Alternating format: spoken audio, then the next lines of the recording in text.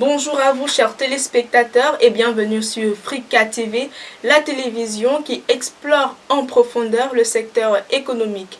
L'émission c'est Afrique Éco, un programme d'échange d'idées sur les performances et contre-performances de l'économie africaine. Ce matin, nous parlons de l'impact de l'économie numérique sur le continent africain. C'est quoi l'économie numérique? Quelle est l'importance de cette nouvelle économie basée sur les nouvelles technologies de l'information et de la communication? Nous recevons donc dans le cadre de cette émission notre expert financier, Monsieur Christopher Omba. Bonjour à vous, Monsieur Christopher. Bonjour. Soyez le bienvenu sur le plateau d'Afrique Éco. Vous êtes aussi jeune start-upper. Oui, votre start-up KPX Consulting, mise sur pied en 2016. Vous faites également dans la FinTech. Oui, dans le cadre de cette émission, nous allons également parler de votre start-up et je pense que c'est par là que nous allons commencer. Déjà, dites-nous, c'est quoi la FinTech? La finance technologique, c'est du vocable FinTech, finance technologique. C'est un domaine bien précis qui interconnecte la technologie, le domaine des développements logiciels, IT, à des transactions financières. En gros, c'est ça. Et parlez-nous de votre start-up KPX Consulting. Ma start-up a vu le jour en 2016. Auparavant, je travaillais comme auditeur junior dans un cabinet de la place. Et j'ai pris conscience que non seulement il y avait de grandes choses à faire, mais qu'en plus de cela, les métiers très classiques ne permettent plus d'être d'un apport conséquent pour les besoins réels de l'économie. Quand vous regardez le contexte actuel, on vous dira toujours qu'il y a beaucoup de choses à faire. Mais si vous êtes un comptable classique, vous ne pourrez jamais apporter toute votre matière grise pour contribuer au développement. Il fallait que j'essaie d'entreprendre et j'ai choisi un couloir et je me suis retrouvé dedans. Plongé dans beaucoup de mouvances, parfois au niveau des projets dans les énergies renouvelables, parfois impliqué dans la santé et finalement j'ai fini par trouver ma voie dans le domaine de la finance technologique. Bien. Et justement, dans ce domaine-là, avez-vous déjà trouvé des financements, des organismes qui cherchent à vous financer? Contrairement aux apparences, la question des financements, il y a des financements. Mais le plus important pour arriver à trouver ces financements, c'est d'abord de bien structurer le projet, de travailler avec une équipe compétente et d'avoir toutes les hypothèses d'une bonne mise en œuvre de celui-ci. Bon, après, c'est vrai que trouver les financements tout de suite, c'est relativement difficile. Mais il y a des fonds d'investissement qui s'impliquent de plus en plus avec des entités camerounaises qui veulent vraiment apporter des financements. Donc, personnellement, je me suis retrouvé confronté à la difficulté de la question sur les financements. Alors je me suis retourné vers des plateformes internationales, comme Kickstarter, comme des plateformes de crowdfunding classiques. Donc j'ai commencé et j'ai vu qu'il y avait matière à fouiller. Et c'est sur le sujet que je me suis rendu compte que le gros problème avec les fintech, c'est pas le financement, mais en même temps, il n'y a pas d'acteurs qui comprennent qu'il faut financer. Donc, quand vous venez avec un projet qui est un projet fintech, ils ont peur des risques parce qu'ils ne savent pas ce que c'est. Ça, c'est d'un. De deux, ils ne savent pas que l'outillage technologique qui est derrière un tel projet a un niveau de maîtrise à même de gérer ces risques-là. Donc, il y a aussi ce manque d'expérience qui est contextualisé, qui bloque vraiment la question des financements. Mais si vous vous positionnez, si vous avez vraiment de la hargne, vous pouvez vous rapprocher d'un certain nombre d'acteurs étrangers. Je préfère pas leur faire la publicité, comme j'ai fait avec Kickstarter, qui est une véritable référence de crowdfunding, cela dit. Et il vous faut parfois du temps. Ça, c'est ça qui est malheureux. Mais au niveau pays, il y a le financement, mais il n'y a pas suffisamment d'expérience. C'est ce que je dirais. Bien, et à part cette difficulté de financement, pouvez-vous en relever d'autres? L'autre difficulté majeure, c'est la réglementation. À cause des menaces relatives au blanchiment d'argent, le cadre financier n'est pas toujours propice à l'exercice des fintech. C'est dommage parce que la finance technologique vient pour résoudre des problèmes sérieux, des problèmes des masses sous-bancarisées, des problèmes de l'équation de l'inclusion financière, des problèmes d'inclusion sociale. Et malheureusement, le cadre réglementaire titube parce qu'il faut justement endiguer un certain nombre de risques. Par exemple, le financement du terrorisme et tout ça. Donc on se retrouve dans un marasme qui crée une lenteur administrative, qui n'ouvre pas le couloir parfois au fintech. Mais lors du forum sur le développement industriel, le FONAIC, j'avais posé la question aux représentants du ministère des Finances qui m'avait dit qu'il y aurait des réformes et que la COBAC était en train d'impulser le changement. On ne peut pas se permettre d'attendre quand des acteurs dans d'autres pays comme le Kenya ont déjà réussi leur révolution numérique et que nous, on a un véritable potentiel. On ne peut pas se permettre de bloquer une telle vague quand des enjeux sont aussi grands, en fait. D'accord. Bien, là, c'était dans le cadre de votre start-up. Maintenant, revenons au sujet, oui, à la thématique de notre sujet, l'impact de l'économie numérique sur le continent africain. Déjà, dites-nous, c'est quoi l'économie numérique, en fait? L'économie numérique, je ne vais pas tomber dans les grosses définitions, il y en a tellement. L'économie numérique, c'est l'ensemble, elle prend en compte l'ensemble des produits et des services qui s'échangent sur les nouvelles technologies de l'information et sur des plateformes digitales, tout simplement. Bon, on peut ajouter à cette définition une panoplie d'autres, mais ce que je voudrais pour que tout le monde soit en immersion avec cette définition, c'est qu'il s'agit du foisonnement de la technologie des nouvelles informations de la télécom et de l'autre côté des opportunités de business intelligence qui ouvrent des couloirs comme le e-commerce, des couloirs comme la finance technologique, des couloirs comme le travail en ligne, des couloirs comme la vente de tout ce qui peut s'offrir sur des plateformes virtuelles. Bien, et dites-nous en quoi les entreprises productrices de technologies de l'information et de la communication peuvent contribuer au développement du continent africain. Les entreprises de l'économie numérique peuvent contribuer largement au développement de l'Afrique pour plusieurs raisons. Il y en a tellement en fait. Elles peuvent créer de nouveaux modèles d'affaires. C'est-à-dire que les modèles d'affaires traditionnels sont relativement saturés, alors que dans le même temps, l'économie numérique ouvre un portail où il y a suffisamment d'espace pour tout le monde.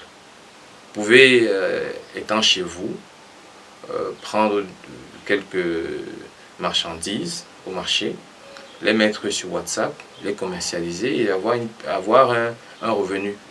De plus en plus de jeunes sont dans le e-commerce, mais d'une manière relativement déstructurée.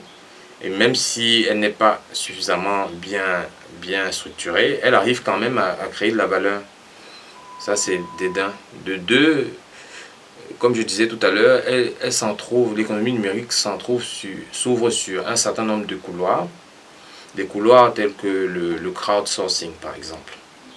Le crowdsourcing, par exemple, quand vous regardez Google, ce que Google fait, c'est du crowdsourcing. Quand vous avez besoin d'une information, vous partez sur une plateforme où tout le monde va pour essayer d'attraper une information. Donc à partir des audiences, ils ont un système de monétisation duquel ils retirent le gros de leurs bénéfices. Et ce système est lié à d'autres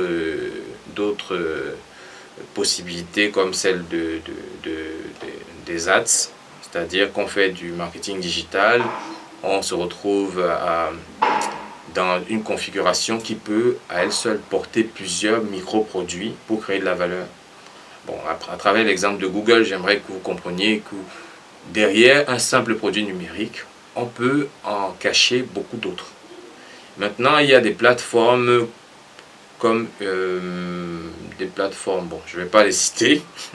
Il y a des plateformes où vous pouvez travailler, vous êtes chez vous, vous entrez vos références, vous vous enregistrez, et quand quelqu'un a besoin de services qui ont trait à votre spécialité, lambda, camerounaise, qui pourrait par exemple mettre sur pied un produit pour accompagner les porteurs de projets dans certaines conditions et mutualiser ce produit en invitant des particuliers à venir financer ce projet sur une plateforme sécurisée. Les possibilités sont tellement nombreuses que si on commençait à les citer, on ne s'arrêterait pas. Vous pouvez vendre un livre sur Internet, sur Amazon. Vous écrivez votre livre sur un sujet, comment faire le ndolé, je dis ça, je dis rien. Et après, vous le mettez sur Amazon et vous allez trouver des gens qui sont à l'international, qui veulent apprendre à faire du ndolé et qui vont acheter votre livre. Imaginez que vous avez fait votre livre, qu'il y a 1000 personnes qui l'achètent pour un prix d'$1. Reconnaissez quand même que c'est relativement intéressant. D'accord. Et concernant les entreprises qui ne vivent exclusivement que des TIC, en particulier les particuliers et les ménages, quelles peuvent être leurs contributions? Pour les ménages, pour les particuliers, les entreprises qui ne vivent que des TIC, oui, elles vont contribuer au produit intérieur brut. Commençons par là. Elles peuvent se positionner au niveau régional et être des acteurs de performance économique. Pour les ménages, il y a des opportunités. La lutte contre le chômage. Il y a beaucoup de petites activités sur Internet auxquelles vous pouvez souscrire pour, comme je disais tout à l'heure, vous faire un revenu décent. Et ce ne sont pas forcément des activités qui sont des activités exigeantes. Il y a même des activités qui ne font que des sondages et on vous pose des questions, vous répondez, on vous paye. Donc voilà, il y a aussi au niveau, vous disiez la valeur, il y a aussi au niveau des ménages la possibilité de se former. Parce que contrairement aux apparences, la formation est parfois totalement gratuite sur Internet. Voilà. Et vous pensez que la technologie y afférente est à la portée de tous? C'est vrai que la technologie n'est pas toujours aussi facile d'accès. Le taux de pénétration de l'Internet est relativement bas en comparaison du potentiel réel de son envergure au niveau du Cameroun. Il y a une fracture numérique pour un certain nombre de générations, qui sont des générations qui n'arrivent pas toujours à s'acclimater. Mais d'un autre côté, en Afrique, il y a près d'1 milliard de personnes, d'après un sondage que j'avais lu sur GSMA, qui ont un téléphone portable, Android, et donc en réalité, ça ne devrait pas être un problème. Le problème, c'est plus le problème de l'acclimatation et de l'accompagnement. Il faut sensibiliser les acteurs sur le potentiel de l'économie numérique. Il faut que cette sensibilisation soit un processus durable et permanent, qu'il en passant, qu'il gravite qu'il passe par des instituts de formation, en agrégeant notamment des programmes bien structurés et bien spécifiques pour ne pas être en déphasage. C'est-à-dire que quand on parle d'économie numérique au Cameroun, je suis surpris que de grandes écoles de commerce n'aient pas encore créé des masters, par exemple, pour valoriser le potentiel numérique et professionnel de ces nouvelles filières-là. Et justement, en parlant de stratégie de mise en place pour doper cette économie numérique, vous avez cité les écoles de formation tout à l'heure. Et quoi d'autre? Il y a d'abord des écoles de formation. Oui. Mais quand je dis école de formation, il faut que ce soit des programmes qui soient spécifiques aux besoins de l'économie. En voulant trop bien faire, on peut mal faire. Il y a aussi, je pensais à un fonds je pensais là à des mécanismes financiers, des sociétés d'économie mixte, des incubateurs, des fonds de garantie, qui doivent inviter des porteurs de projets d'un certain type par des politiques d'accompagnement à stimuler le système. C'est-à-dire qu'aujourd'hui, le plus gros problème de l'économie numérique, c'est le manque d'accompagnement, tout simplement. Il y a beaucoup d'acteurs qui ont de très gros projets, mais la technologie coûte cher.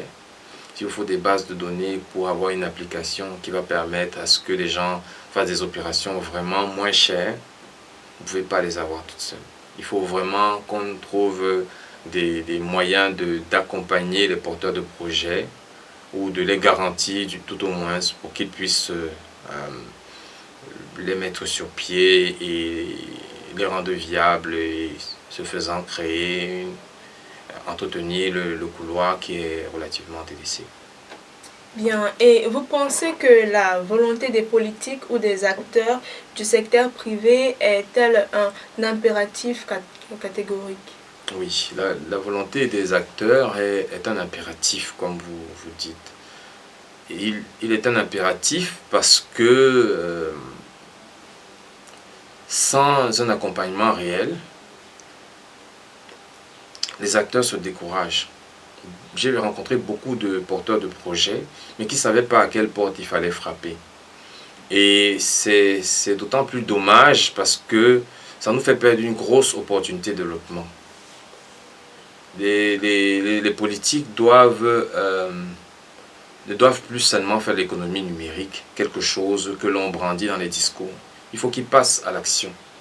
En présentant par exemple des projets portés par des particuliers. Il y en a déjà quelques-uns. Par exemple, il y a Express Union qui a commencé à faire du prêt virtuel. Vous n'avez aucun élément, mais on analyse vos transactions pour savoir si on peut vous prêter ou pas de l'argent. Ça permet aux petites personnes qui sont suffisamment disciplinées d'avoir du financement pour, qui sait, payer l'école d'un enfant ou gérer un problème d'hospitalisation. Donc la place du gouvernement, des entités institutionnelles, du cadre institutionnel, elle est extrêmement sollicitée. Si vous prenez le cas par exemple du Kenya, vous vous rendrez compte que le Kenya a mis sur pied des politiques favorables pour incuber en Afrique le leadership des points de l'économie numérique et ça a été un franc succès. Et quand on regarde le Cameroun, on se rend compte qu'il y a déjà une volonté, mais d'autres efforts doivent être entretenus. Bien, et à part le Kenya, pouvez-vous nous faire état d'autres pays qui font la différence, hein, où l'économie numérique a véritablement boosté le développement? À part le Kenya, il y a le Maroc. Le Maroc qui a suffisamment de moyens et qui a un écosystème qui est relativement favorable au fintech. À part le Maroc, il y a aussi l'Afrique du Sud, qui est en ce qui me concerne, j'appelle l'Afrique du Sud le pays des plateformes. Il y a beaucoup de plateformes en Afrique du Sud pour différents types de problématiques économiques. Personnellement, j'avais travaillé dans le cadre d'un projet OWP, Orange Women for Progress, qui était un ensemble d'algorithmes pour redistribuer des produits vivriers sur une plateforme en fonction de l'offre et de la demande internationale. Et je m'étais directement inspiré de ce que j'avais vu au niveau de l'Afrique du Sud. Donc la marche sur le terrain de l'économie numérique a déjà commencé et on ne peut pas se permettre d'être derrière sur un terrain tel que celui-là. Moi, je dirais même que même quand on regarde l'Afrique de l'Ouest, il y a le Sénégal qui a des plateformes pour la promotion, par exemple, de l'agribusiness. Il y a également la Côte d'Ivoire qui est extrêmement dynamique avec des plateformes qui vont jusqu'à suivre et manager leur espace routier. Et en ce moment, ce qui me concerne, le Cameroun, notre cher pays, est en train de se préparer. Mais il faut que le cadre institutionnel et les acteurs de la scène publique comprennent que ces questions-là n'ont pas vocation qu'ils ne les comprennent pas. C'est-à-dire que mon style est un peu lourd. C'est-à-dire que quand on veut vraiment faire ça, il faut, si vous n'avez pas l'étoffe ou si vous ne comprenez pas tous les enjeux, travailler avec des acteurs du privé qui, eux, sont en immersion complète avec ces concepts-là. C'est un peu ça. Et que faire, hein? Que faire vraiment pour que les Africains y contribuent? Pour que les Africains y contribuent, il faut, au-delà de la formation, de l'accompagnement, il faut un travail de sensibilisation. Il faut même tisser des partenariats avec des références en la matière. On a vu récemment, dans une certaine région du Cameroun, un institut de formation dans le domaine des énergies, dans le domaine de l'économie numérique, voir le jour. Je pense que de telles initiatives seraient bancales si on choisissait uniquement de les mettre sur pied avec des nationaux. Il faut qu'on soit suffisamment humble pour reconnaître qu'on n'a pas toute l'expérience et que ce faisant, on doit mettre sur pied des instituts qui fédèrent plusieurs expériences, c'est-à-dire des expériences internationales, des partenariats avec des entreprises internationales qui sont des entreprises bien situées dans le domaine de la finance technologique ou de l'économie numérique. C'est ce type de partenariats-là qui vont, derrière des enjeux bien structurés cette fois, ouvrir une phase d'accélération à un secteur qui en réalité est mal suivi. Il n'est pas mal suivi volontairement, il est juste pas maîtrisé en fait, c'est ça. En titre de rappel, vous chers téléspectateurs, on parlait de l'impact de l'économie numérique sur le continent africain avec Monsieur Christopher Omba. Comme dernier message, Monsieur Christopher, un dernier message à l'endroit de ces jeunes start-upers comme vous, de ces jeunes qui sont passionnés également de la passion que vous partagez aussi. Un dernier message que je peux donner à tous ceux qui sont impliqués dans l'économie numérique, c'est qui sont les prochains riches des 5 prochaines années. L'économie numérique est ouverte, il y a de la place pour tout le monde. Ne vous laissez pas décourager par des petites choses.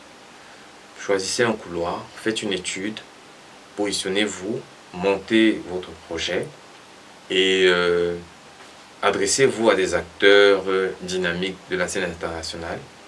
Rapprochez-vous des incubateurs ou de toutes les entités qui peuvent vous accompagner. Trouvez la forme la plus petite si vous n'avez pas de moyens que vous pouvez donner à ces projets. Si vous avez des moyens, ne vous précipitez pas, préparez-vous parce que la raison est toute simple. Les entreprises qui ne vont pas se digitaliser ou les pays qui vont traîner sur le processus de la digitalisation vont être les brebis galeuses des 10 prochaines années. Merci à vous, Monsieur Christopher Romba, d'avoir accepté notre invitation sur le plateau d'Afrique Eco ce matin. C'est ici que s'achève cette édition d'Afrique Eco, chers téléspectateurs. Nous vous donnons rendez-vous vendredi de la semaine prochaine pour une nouvelle édition. Merci.